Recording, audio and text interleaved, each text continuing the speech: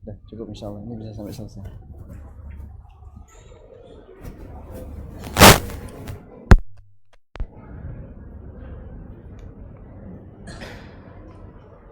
Bismillah.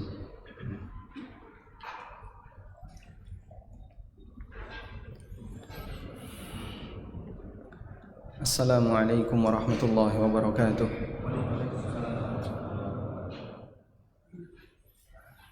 Alhamdulillahi rabbil alamin.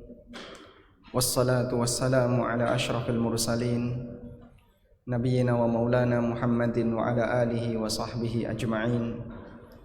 Wa ashhadu an la ilaha illallah wahdahu la syarika lah wa ashhadu anna Muhammadan abduhu wa rasuluh. Salawatu rabbi wa salamu alaihi wa ala alihi wa ashabihi wa man sara ala nahjihi wa istanna bi sunnatihi ila yaumiddin. Alhamdulillah, puji syukur kita haturkan kehadirat Allah. Dialah zat yang memberikan nikmat kepada hambanya berupa nikmat pendidikan, kesadaran untuk mau belajar. Dan Allah Subhanahu wa taala jadikan nikmat pendidikan sebagai pengaruh terbesar dari rahmat Allah. Kita kalau ingin melihat seperti apa pengaruh rahmat Allah kepada hambanya, Anda bisa buka surat Ar-Rahman. Allah Subhanahu wa taala berfirman, Ar-Rahman. Dialah Ar-Rahman. Setelah Allah menyebutkan Ar-Rahman, ayat apa bunyi selanjutnya, Pak? Allamal Quran. Selanjutnya, Khalaqal Insan. Setelah Allah menyebutkan Ar-Rahman, di ayat berikutnya Allah mengatakan Allamal Quran. Baru setelah itu Allah mengatakan Khalaqal Insan. Aturan yang dia buat disisipi dengan kepentingan. Tapi ketika Allah membuat aturan bagi hambanya, sepeser pun Allah tidak punya kepentingan. Sebab Allah tidak butuh kita. Kita mau taat, mau maksiat, Allah tetap maha kuasa. Kita mau menjadi orang yang rajin ibadah maupun jadi orang yang jauh dari ketaatan, sama sekali tidak menambah dan tidak mengurangi kuasa Allah. Sebab Allah Subhanahu wa taala tidak butuh hambanya. Disebutkan dalam hadis qudsi yang diceritakan oleh An-Nawawi rahimahullah dalam kitabnya Riyadhus Shalihin. Dulu sebagian ulama Syam ketika membaca hadis qudsi ini, beliau baca sambil berlutut.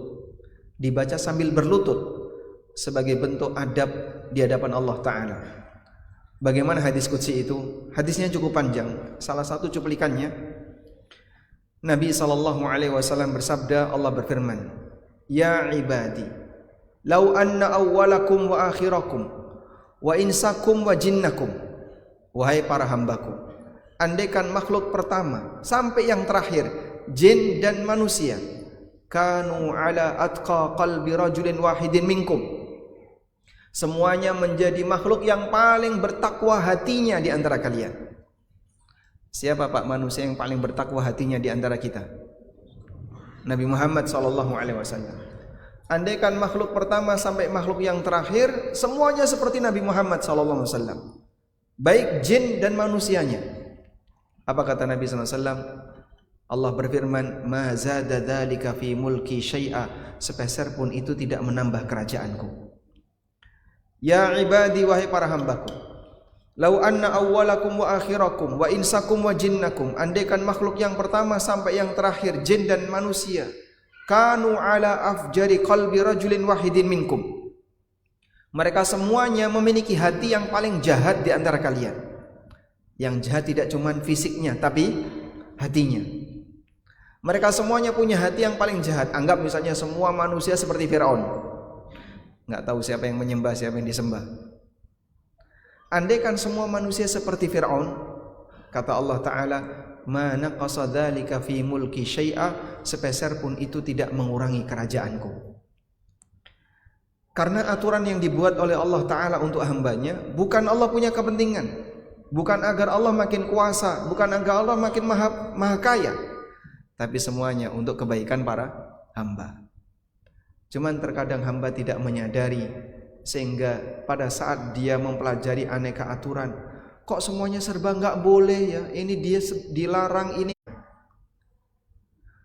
Nabi SAW, Allah Subhanahu wa taala berfirman, "Asy-syaitanu ya'idukumul faqr." Setan menjanjikan manusia kefakiran. Artinya dia digoda dengan selalu merasa butuh.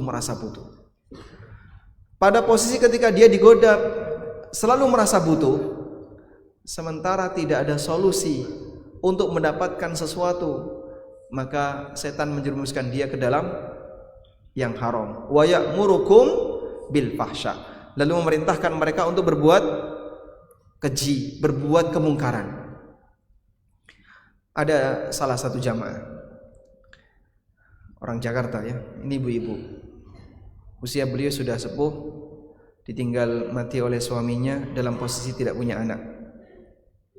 Dan beliau menyampaikan, saya hanya ditinggalkan warisan oleh suami, rumah tinggal, dan uang senilai kalau nggak salah 100 atau 150 juta. Dan beliau tidak punya sumber pendapatan. Apalagi ibu-ibu sudah lanjut usia, mau kerja apa nggak bisa, mau bisnis nggak ngerti, mau tanam modal khawatir hilang. Akhirnya beliau tanya, boleh nggak saya masukkan uang saya ke deposito, lalu tiap bulan saya bisa mendapatkan bunga deposito sebagai nafkah kita sehari-hari, sebagai nafkah saya sehari-hari. Maka saya sampaikan, langkah setan untuk ngajak manusia berbuat maksiat, metodenya seperti itu. Anda dihantui dengan ketakutan, lalu dalam posisi ketika sudah sampai pada tingkatan ketakutan, mudah bagi kita untuk dijerumuskan ke dalam maksiat. Hati nurani beliau sebenarnya sadar transaksi ini nggak boleh, itu riba. Sehingga dalam posisi itu beliau mempertanyakan, saya sudah tidak punya sumber pendapatan selain bunga deposito tiap bulan, hanya itu yang bisa saya andalkan.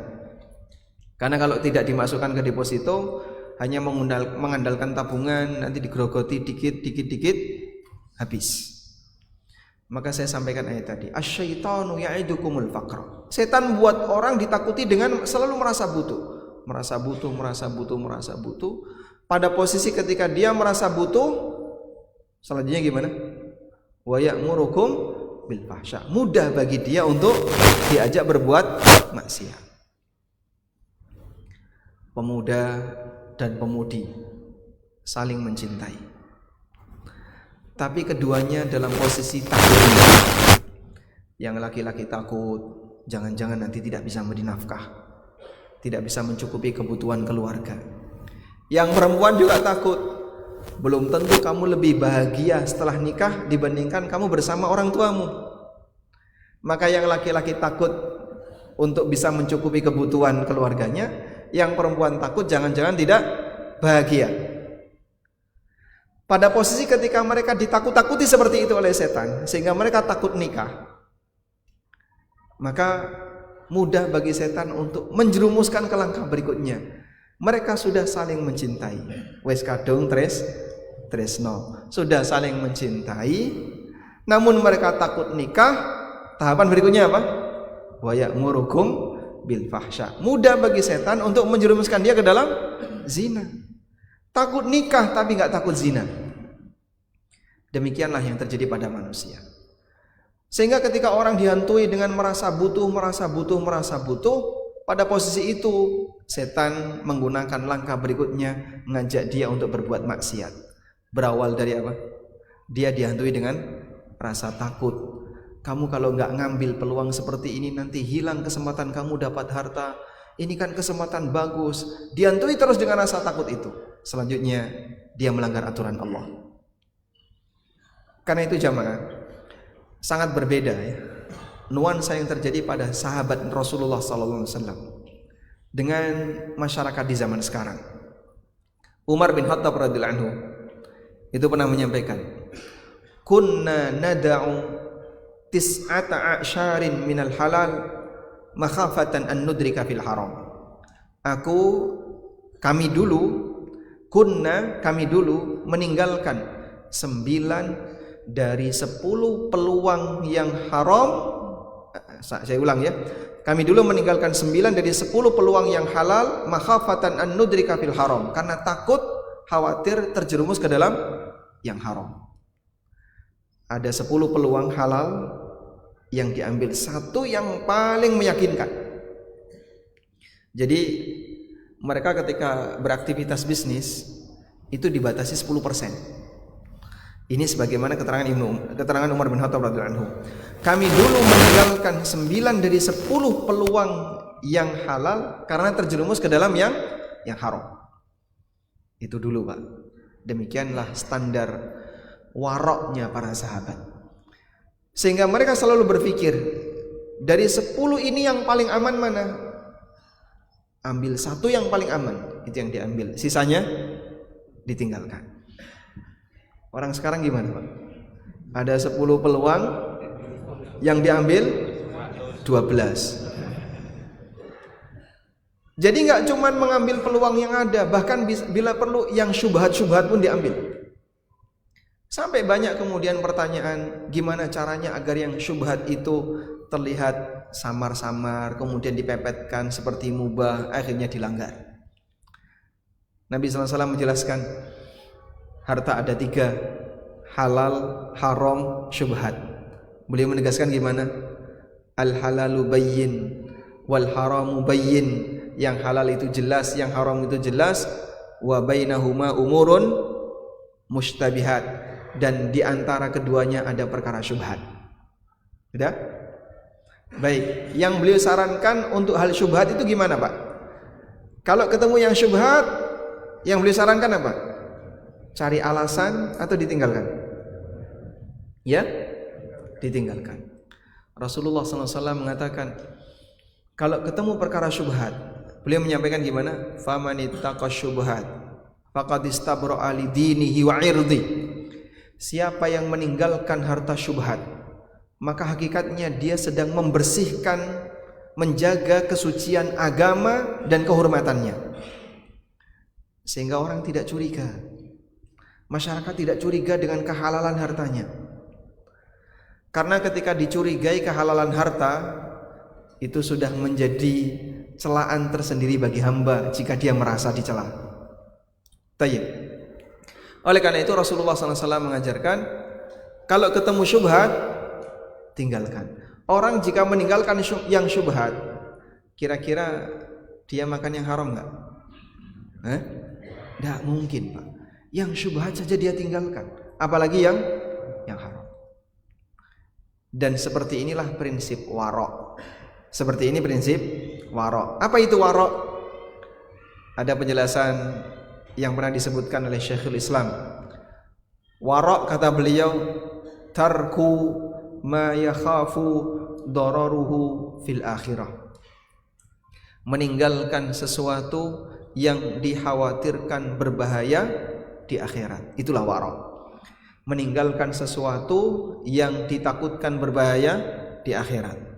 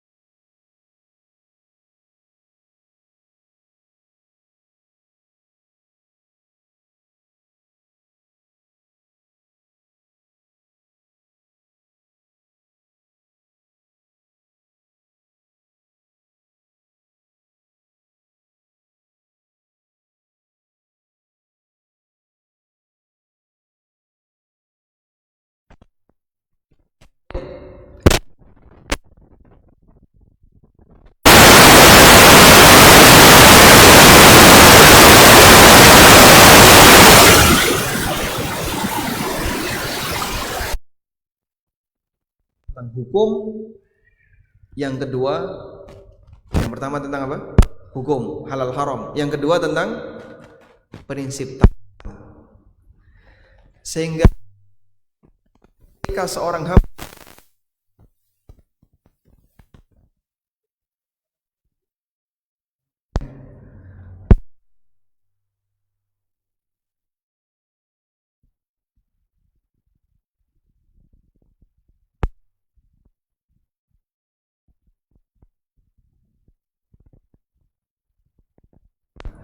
Selalu keyakinan itu ditanamkan.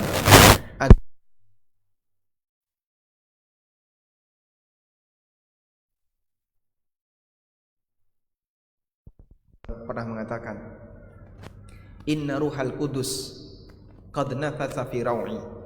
Sesungguhnya Ruh Kudus membisikkan dalam batinku, innahu lan tamuta nafsun hatta tastawfiya rizqaha. Tidak ada satupun jiwa yang mati sampai dia menghabiskan seluruh jatah rizkinya. Maka ini kaidah ya, rizki sama dengan ajal. Ini kaidah, rizki sama dengan ajal. Sehingga siapapun yang hidup pasti punya jatah rizki. Dan hamba tidak akan mati sampai jatah rizkinya habis. Itu sudah menjadi teori baku, bukan teori ya, prinsip baku yang diajarkan Nabi SAW. Lalu beliau memberikan nasihat, fala tastabti'u anha. Janganlah kalian punya penyakit istibta'. Apa itu? Ingin cepat sukses sebelum waktunya, ingin mendapatkan sesuatu secara instan lebih cepat sebelum waktunya. Sebab gara-gara istibta' inilah yang menyebabkan orang itu terjerumus kepada yang haram. Contohnya real gimana Pak? Belum waktunya punya rumah, nekat KPR. Belum waktunya punya mobil. Hari gini kalau nggak leasing, kamu kalau pulang kampung malu sama tetanggamu. Masa merantau di Jakarta udah 5 tahun, pulang nggak bawa mobil. Dan bahkan orang ketika pulang ke kampung halaman, pulang ke daerah, kan mereka saling berlomba kebanggaan. Sudah bawa apa yang bisa kau persembahkan untuk orang tuamu? Pulang kalau nggak bawa mobil, bagi sebagian orang gimana Pak? Malu. Naik apa? Kereta, bis, pesawat masih lumayan, walaupun nggak punya mobil. Baik, demikianlah jamaah. Jadi penyebab terbesar orang melakukan pelanggaran adalah istibta' ini. Maka Nabi SAW tanamkan 2 hal. Pertama berkaitan dengan masalah hukum, yang kedua berkaitan dengan masalah konsep tawakal. Sehingga kita diajarkan bahwasanya di sini ada aturan. Kalau kau melanggarnya akan ada konsekuensi di belakang. Tidak selesai cuma di depan, akan ada konsekuensi di belakang. Besar kecil semuanya gak luput dari catatan. Maka kalau sebagian orang merasa, masa Pak cuman ngambil dikit aja kok kayak gini, akan ada konsekuensi besar, Anda merasa itu ringan, tapi bisa jadi besar di sisi Allah. Mithqalu dzarrah, seberat dzarrah. Kayak apa sih dzarrah? Seperti debu yang terbang, yang ketika kita sentuh dia terbang. Beratnya nggak bisa diukur pakai timbangan manusia. Anda mungkin punya timbangan digital untuk nimbang emas, akurasinya 0,001 gram, di situ bisa nyala, bisa menunjukkan angka 0,01 gram, 0,001. Sudah Anda taruh timbangan itu, ada debunya nggak di atasnya Pak? Ya? Ada debunya? Baik, angkanya berapa? 0. Sehingga debu yang jumlahnya banyak di tempat untuk naruh benda gak kelihatan berapa beratnya. Timbangan digital yang paling sensitif sekalipun. Yang kata Allah dalam Al-Quran, innallaha la yadlimu mithqala dzarrah. Allah tidak pernah mendolimi hambanya walaupun seberat dzarrah. Di ayat yang lain Allah menegaskan, "Faman ya'mal mithqala dzarratin khairan yara, wa man ya'mal mithqala dzarratin syarran yara." Semua pasti akan dilihat oleh manusia. Tumpukan-tumpukan yang besar kecil ketika masuk dalam catatan buku amal hamba, jika dominan isinya keburukan, itulah yang membuat sang hamba jadi ketakutan untuk membacanya. Allah Subhanahu wa taala sebutkan di surat Al-Kahfi, wa wudi'al kitab fataral mujrimina mushfiqina mimma fihi. Buku catatan amal diserahkan kepada para hamba. Fataral mujrimin, maka kau akan lihat al mujrimun, orang yang rajin berbuat dosa, terutama orang kafir dan orang-orang yang ahli maksiat. Musyfiqin mimma fihi, mereka ketakutan untuk membaca isinya. Masya Allah, ketakutan membaca isi catatan amal. Wa yaqulun, dan mereka mengatakan, ya wailatana ma li hadzal kitabi la yughadiru saghiratan wala kabiratan illa ahsaha. Ya wailatana, celakalah kami. Ma li hadzal kitab, ini buku apa? Ini buku apa? Kitab apa ini? La yughadiru saghiratan wala kabiratan, besar kecil enggak ada yang luput, illa ahsaha, kecuali semuanya sudah tertulis di situ. Masya Allah. Kita sedang melakukan perjalanan menulis buku, Pak. Jadi jangan sampai pada waktu besok di akhirat kita baca buku sambil nangis. Kita baca buku kita ketakutan, sebagaimana yang dialami oleh al-mujrimun yang Allah ceritakan di surat Al-Kahfi. Sehingga mungkin ada sebagian orang ketika di dunia dia ketakutan dengan majelis ilmu. Pak, saya kalau mendengarkan ceramah tentang halal haram, tentang riba itu enggak kuat saya. Rasanya seperti petir yang menyambar-nyambar. Saya enggak kuat. Ada orang kayak gitu, Pak. Ketakutan dia. Dia ketakutan untuk mendengarkan ini haram, itu ketakutan. Pokoknya kalau ada kata haram ya, udahlah jangan nyebut haram. Ada kata haram, dosa, syirik, kemudian apa lagi? Bid'ah, dan aneka kata-kata seperti itu dihindari. Ada kan model orang yang kalau kajian itu pengisinya di briefing dulu. Ustadz sebelum ngisi kita briefing dulu ya. Jadi ustadznya diisi dulu sebelum dia ngisi. Siapa yang briefing? Takmirnya. Saya pernah diminta seperti itu. Sebelum khutbah Jumat, kemudian takmir ngasih tahu, Pak Ustadz, tolong nanti khutbahnya di briefing saya, yang menyejukkan, yang menenangkan, yang adem, siap. Udah? Karena memang waktu itu di masjid provinsi, dan yang hadir saat Jumatan ada muspida ya, ada beberapa anggota muspida walaupun gubernurnya nggak datang. Kemudian saya diminta menyampaikan khutbah yang adem, yang menyejukkan. Akhirnya saya bahas tentang hujan. Masya Allah. Telas kabeh.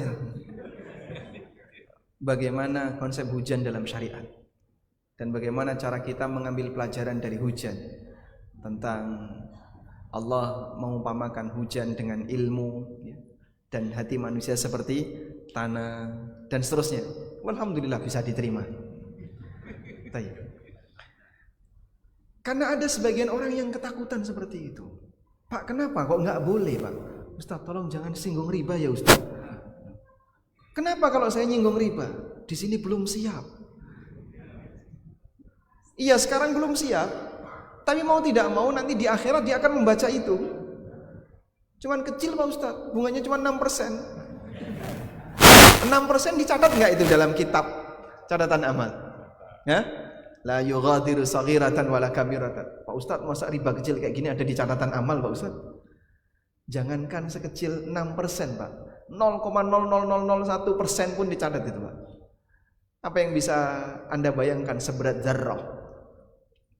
Makanya ketika di dunia mereka yang ketakutan-ketakutan untuk mendekat dan tidak mau mendengar kata-kata haram, tidak mau mendengar kata-kata riba, tidak mau mendengar kata-kata dosa, kata-kata syirik dan seterusnya, yang kemudian dilabeli radikal gara-gara istilah-istilah seperti ini. Mungkin Anda sekarang merasa aman, tapi ingat, kehidupan tidak sekali, akan ada kehidupan yang kedua, di mana kita akan membaca buku catatan amal kita. Jangan sampai kita ketakutan untuk membacanya. Ada beberapa testimoni mengenai buku saya Ada Apa Dengan Riba. Waktu di booth ya, yang gelar buku yang kami tulis ya, salah satunya Ada Apa Dengan Riba, ada salah satu jamaah yang waktu itu mendekat itu, terus dia bilang, saya belum berani baca buku ini. Dia nunjuk buku ada apa dengan riba. Saya belum berani baca buku ini. Dia ketakutan untuk baca isinya. Sebenarnya dia tahu nggak kalau itu haram? Tahu. Makanya dia nggak berani untuk baca itu, khawatir nanti menyinggung dirinya. Buku ini seperti menyerang dia. Padahal Bapak Ibu ya, membaca buku akan terasa nikmat ketika Anda bisa berinteraksi dengan yang Anda baca. Sehingga interaksi itulah yang menunjukkan bahwasanya ada respon positif dari apa yang Anda dapatkan dari buku itu. Kita kalau baca bukunya Ibnu Qayyim itu seperti nunjuk-nunjuk diri kita. Kalau baca bukunya Ibnu Qayyim. Sehingga respon itulah yang sejatinya kamu dapat hasil dari buku tersebut. Tapi kalau cuma baca scanning kemudian nggak dapat apa-apa ya mungkin hanya sebatas ilmu sekilas terus hilang. Maka saat Anda membaca buku yang menakutkan, kajian yang menakutkan, lalu memberi respon, rasanya saya seperti kena petir, Pak Ustaz. Kesambar petir. Alhamdulillah, berarti kajiannya memang bermanfaat.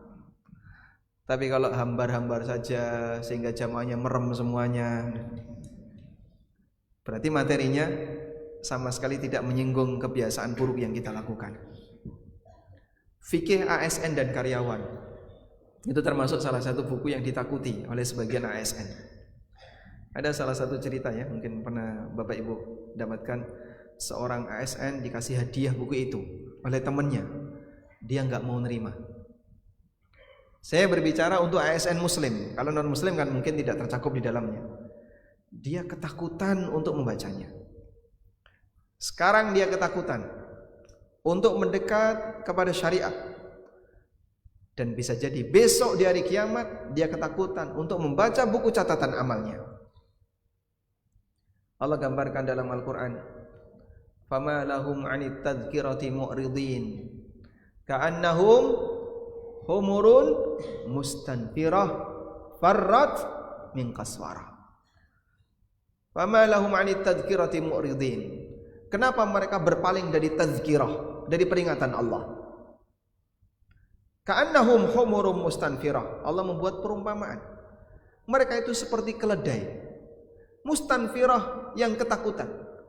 Farrat min qaswarah, yang lari dari singa.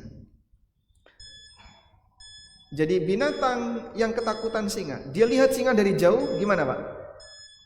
Hah? Terbirit-birit kabur duluan. Baru baca pengumuman kajian aja sudah ketakutan. Apalagi ketika ada di tempat kajian. Wallahu a'lam. Sudah masuk Isya ya? Adzan dulu terus salat. Lanjut. Baik. Baik, demikian sebagai pengantar dan kita akan dengarkan adzan Isya terlebih dahulu. Selanjutnya nanti selesai adzan kami berikan kesempatan bagi jamaah yang ingin menyampaikan sesuatu. Wassallallahu ala nabiyyina Muhammadin wa ala alihi wa sahbihi wasallam.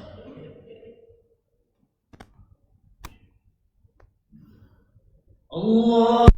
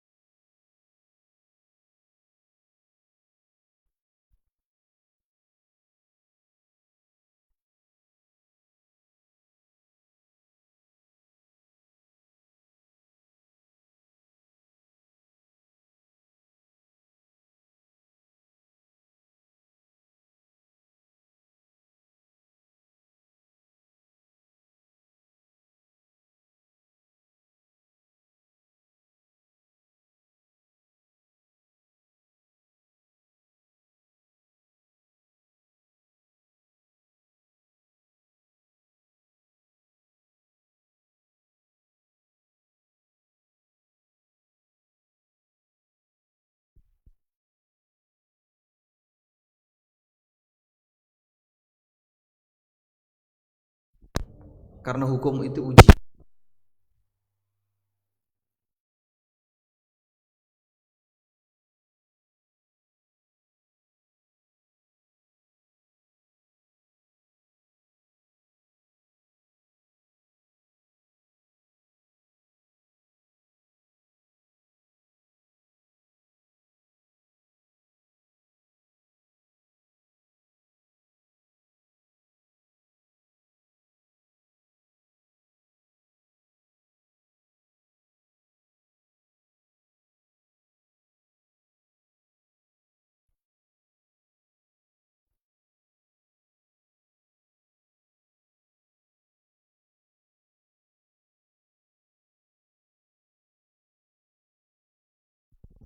Ujian berupa takdir bentuknya gimana, Pak?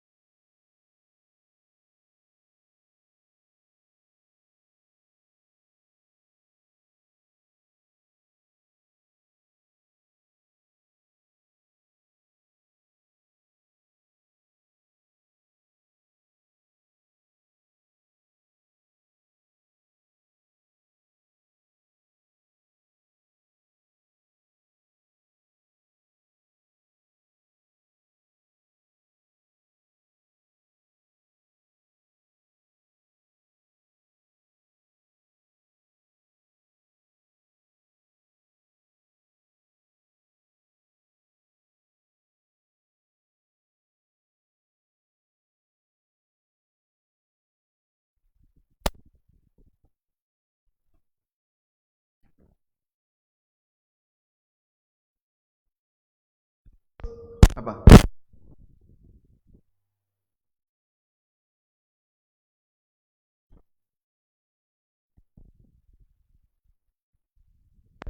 Selesai dia menerima seluruh zakat, lalu datang ke Madinah, pulang ke Madinah. Dan Masya Allah, jujurnya para sahabat, mungkin kalau orang sekarang melipir dulu pulang, naruh hadiah, baru lapor. Ini enggak, datang kepada Nabi SAW dan dilaporkan semuanya. Dan beliau mengatakan, ya Rasulullah, hadi zakatun wa hadi hadiyatun li. Ya Rasulullah, ini zakat dan ini hadiah untukku. Murni hadiah, orang itu ngasih hadiah. Apa kata Nabi SAW? Beliau berkhutbah, kemudian beliau sampaikan kepada jamaah, fama balu ada orang yang saya utus untuk jadi amil. Faqala hadi zakatun wa hadi hadiyatun li. Lalu dia mengatakan, ini zakat dan ini hadiah untukku. Ala fahala yajlisu fi baiti abi au ummi. Coba dia duduk di rumah bapak ibunya. Fal yuhdalahu amla. Ada enggak yang ngasih hadiah ke dia? Ketika dia enggak punya jabatan, ada enggak ngasih hadiah? Enggak ada. Makanya ada orang yang misalnya, Pak, saya itu enggak minta, saya dikasih. Iya, karena bapak punya jabatan. Begitu purna, sudah hadiah itu enggak datang. Sehari setelah dia purna, tidak ada hadiah. Sebab hadiah bagi pejabat itu hadiah membawa kepentingan. Kepentingan apa jemaah? Banyak sekali. Hal yang sama juga bagi karyawan. Sehingga bagian purchasing, ya, bagian purchasing ini dia yang menyambungkan perusahaan dengan supplier. Maka pihak supplier biar bisa menjalin hubungan harmonis dengan bagian purchasing, apa yang dia lakukan? Tipek mantu, Pak. Nah, boleh nggak kayak gitu, Pak? Ini kamu saya nikahkan dengan putri saya, kan selesai ya? Boleh nggak kayak gitu? Boleh. Dikasihlah apa? Hadiah. Dikasih, disuap, disogok, sehingga supplier ini tidak dilepas. Karena dia ngasih sesuatu kepada orang ini. Curangnya aktivitas di depan kita. Dan Masya Allah, ada testimoni, Pak, yang disampaikan oleh aparat itu sendiri. Di tempat kerja saya, hal kecil itu bayar. Minta surat ini, ada biayanya sekian. Mau apa? Ada biayanya sekian. Pokoknya semua yang berkepentingan dengan kebijakan, bayar. Harga sekecil apapun bayar. Mau izin ini, bayar. Minta surat izin ini, bayar. Subhanallah. Sehingga di dalamnya itu mereka saling caplok-mencaplok. Maka di luar mereka nyaplok. Karena di dalam saja mereka saling seperti itu. Seperti ini kah lingkungan kerja yang sehat? Dan kita yakin nuansanya pasti nggak nyaman. Sampai kapan itu akan terus terjadi? Selama edukasi seperti ini masih dibatasi dan dianggap sebagai hal yang menakutkan, maka mereka akan bertahan. Wallahu a'lam. Oke, pertanyaan dari Ustaz. Assalamualaikum warahmatullahi wabarakatuh. Assalamualaikum warahmatullahi wabarakatuh. Adik saya memiliki hutang di kartu kredit di 3 bank yang berbeda dengan nominal yang berbeda-beda. Saat ini pembayaran kartu kredit tersebut sudah jatuh tempo. Adik saya meminta bantuan saya untuk membayar tagihan tersebut. Apakah saya harus membantu adik saya tersebut sementara kejadian ini sudah kedua kalinya dan sudah diingatkan pada saat pertama, lalu saya membantu membayar tagihan tersebut, namun saat ini terulang lagi. Mohon nasihat Ustaz. Baik, kami sarankan begini, Anda silakan bantu, karena membantu di sini tidak sama dengan tolong menolong dalam riba, tapi Anda membantu dia untuk keluar dari jerat riba. Tapi jangan sebatas membantu bersyarat. Jadi cara menyikapi orang yang mau tobat itu ada dua, cara bodoh dan cara berilmu. Ada orang yang sudah membunuh 99 nyawa, lalu ada keinginan untuk bertobat. Maka dia pun tanya, saya kalau mau tobat harus konsultasi ke siapa? Diarahkanlah ke seorang ahli ibadah. Maka dia datang kepada ahli ibadah ini, saya sudah membunuh 99 nyawa, tobatnya gimana? Oh, enggak ada tobat bagimu, dosamu gede banget. Akhirnya dia jadi korban yang ke-100. Ini cara bodoh menyikapi orang yang tobat. Gara-gara kebodohannya orang ini jadi korban gara-gara kebodohannya. Andai kan dia nggak ngasih fatwa, wah saya nggak tahu gimana caranya, selamat dia. Maka orang bodoh jangan bicara, karena dia akan jadi korban berikutnya. Akhirnya beban dosanya makin besar. Dia ingin bertobat, tanya lagi kepada siapa yang harus konsultasi. Diarahkan, silakan kamu tanya kepada rahib, seorang ulama Yahudi, ulama Bani Israel. Lalu ulama Bani Israel ini menyampaikan, gak ada yang bisa menghalangi siapapun untuk bertobat. Sudah, satu poin ngasih apa? Celah, ngasih peluang untuk mendapatkan kebaikan. Tapi gak serta-merta tobatmu diterima selesai. Kalau kayak gini, balik lagi dia maksiat. Tapi dia dikasih syarat untuk membuktikan kejujuran dan keseriusan dia dalam bertobat. Kamu bisa bertobat, tapi ada syaratnya. Apa? Tinggalkan kampung halamanmu, pindahlah ke kampung halaman sebelah. Di sana banyak orang yang beribadah kepada Allah, dan silakan kamu beribadah bersama mereka. Akhirnya dia usahakan itu. Dia meninggalkan kampung halamannya yang penuh dengan orang ahli maksiat, kemudian dia pindah ke kampung yang kedua, mati di jalan. Baik, Anda mungkin bisa lakukan seperti ini. Saya mau membantu, tapi dengan syarat. Apa syaratnya? Saya pinjam kartu kreditnya. Loh, katanya mau ngelunasi kok malah dipinjam. Tenang aja dulu, pinjam kartunya, pinjam. Udah, begitu pinjam diserahkan gunting dah. Kartu kreditnya dia bagian gunting. Kartu kreditnya silakan digunting, rusak sudah kartu kreditnya. Dan selanjutnya silakan berurusan dengan bank untuk ditutupi. Dan minta hanya ngelunasi pokoknya saja. Biasanya kalau KTA ya, kartu kredit tanpa agunan, itu posisi yang menang siapa? Nah, nasabah itu lebih kuat karena kan nggak ada agunannya, sehingga bisa nawar. Saya sedia uang sekian, bayar pokoknya, mau tak bayar, kalau enggak tak tahan. Nah, mungkin ketika dia mempertimbangkan, daripada nanti akan memperbanyak jumlah NPL ya, non performance loan, sehingga menurunkan performance bank yang makin buruk citranya, penilaiannya makin buruk karena banyak nasabah-nasabah yang beler nggak mau bayar, dia akan lebih milih ya sudahlah, bayar pokoknya saja, yang penting utangnya lunas. Kalau bisa seperti itu, silahkan dilakukan, dan ini dalam rangka menyelamatkan mereka dari bahaya riba. Wallahu a'lam. Tes. Assalamualaikum Ustaz. Waalaikumsalam. Saya dan suami sudah bercerai. Beberapa hari yang lalu, mantan suami saya memberikan kartu asuransi kesehatan dari kantor beliau. Dan di kartu tersebut tertulis status saya sebagai istri, padahal sudah bercerai. Suami saya belum info ke kantor kalau kami belum bercerai. Kalau kami sudah belum bercerai. Apa saya boleh memakai kartu asuransi kesehatan tersebut untuk berobat? Mohon nasihat Ustaz. Baik, kartu itu diterbitkan sebelum cerai. Betul Ustaz. Nah, lalu yang bayar suami preminya. Ini asuransi apa ini, Pak? Biasanya kalau perusahaan-perusahaan itu dikasih perusahaan besar ya. Jika demikian, berarti kan sebenarnya itu adalah hak suami yang diberikan kepada istri dan anak-anaknya. Nah, selanjutnya Anda bisa tanya kepada mantan suami, kalau sudah selesai masa iddah jadi mantan ya, kalau belum selesai masa iddah masih suami istri. Jadi sejak kalimat cerai itu dijatuhkan, enggak otomatis pisah. Mereka masih suami istri sampai selesai masa iddah. Maka kalau cerai satu, cerai dua, kemudian masih di masa iddah, mereka itu boleh satu rumah, bahkan boleh satu kasur, sebagaimana suami istri. Tapi kalau begitu selesai masa iddah, itu batas akhir, mereka harus pisah. Tayyib. Jika sudah selesai masa iddah, berarti statusnya mantan suami, maka Anda minta izin, boleh enggak ini saya pakai? Karena ini hak dia, dan dia sudah bukan wanita ini bukan lagi istrinya.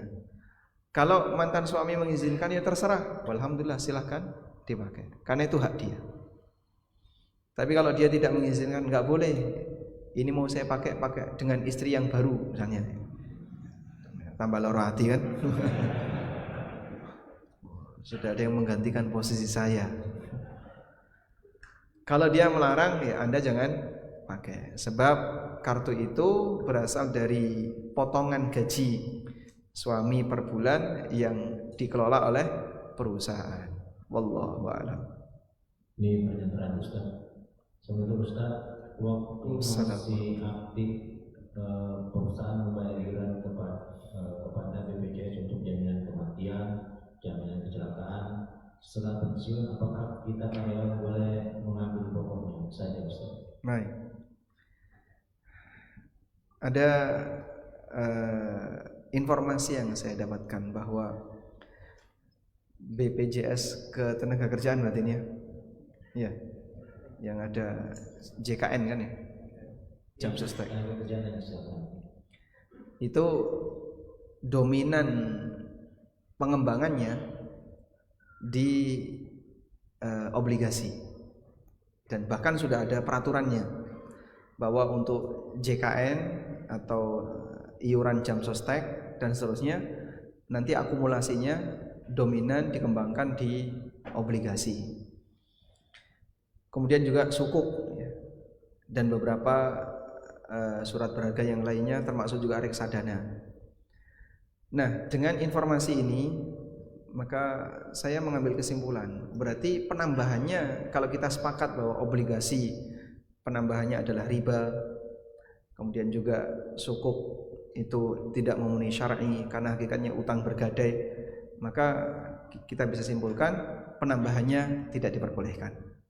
Sehingga silakan Anda ambil yang pokoknya saja. Anda ambil yang pokoknya saja. Ini saya ngomong hati-hati sekali ya. Jangan-jangan nanti merasa berat bagi yang kurang siap untuk menerima. Sehingga silakan Anda ambil pokoknya saja. Kalau lebih dari pokok, misalnya tetap diserahkan pokok plus tambahannya. Nah, tambahannya nanti Anda bisa salurkan untuk kegiatan sosial. Wallahu a'lam. Baik. Tadi yang bertanya ada berapa, Pak? 5 ya. Ini ada 4 batik. Ditambah 1. Nah. Yang pertama dapat hadiah langsung. Nah. Selanjutnya hadiahnya ini, Pak. Ini bukan buku riba, insya Allah tidak menakutkan ya. Halal haram jual beli. Oh, bukan ya. Pengantar fikih jual beli dan harta haram. Berisi tentang fikih jual beli dari nol. Belajar muamalah dari nol. Definisi, pembagian, syarat, rukun, kemudian bagaimana transaksi yang legal secara syar'i, itu dibahas di buku ini. Pertanyaannya. Tadi kita menyebutkan berkaitan dengan definisi warok. Apa definisi warok? Masya Allah. Siapa yang duluan? Hah? Belakang Bapak ada yang duluan. Silakan. Gimana? Meninggalkan sesuatu yang ditakutkan apa? Berbahaya di akhirat. Masya Allah, dapat hadiah ya.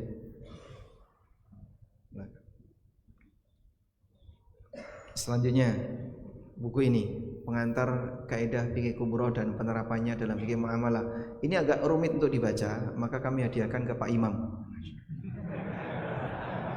Dapat hadiah langsung ya. Buku Prinsip Hidupku. Pertanyaannya, tadi kita menyebutkan tentang orang yang ketakutan untuk membaca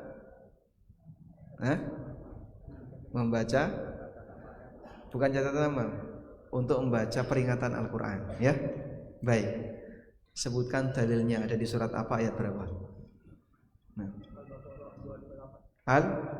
Kalimatnya gimana? Bukan itu. Ar-Rahman, bukan itu.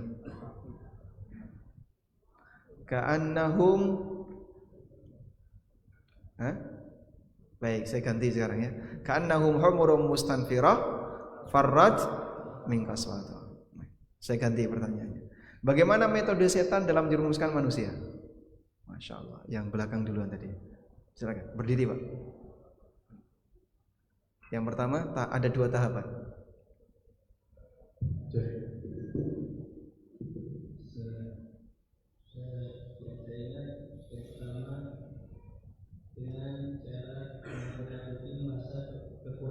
Masya Allah, menakut-nakuti merasa kekurangan. Setelah itu menjerumuskan atau memerintahkan untuk berbuat maksiat. Masya Allah, barakallahu fikum, dapat hadiah ya.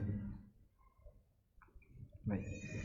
Kalau ini mungkin sudah banyak yang punya zikir pagi petang. Ada yang mau? Belakang mau? Cuman 2 orang. 1 zikir pagi petang.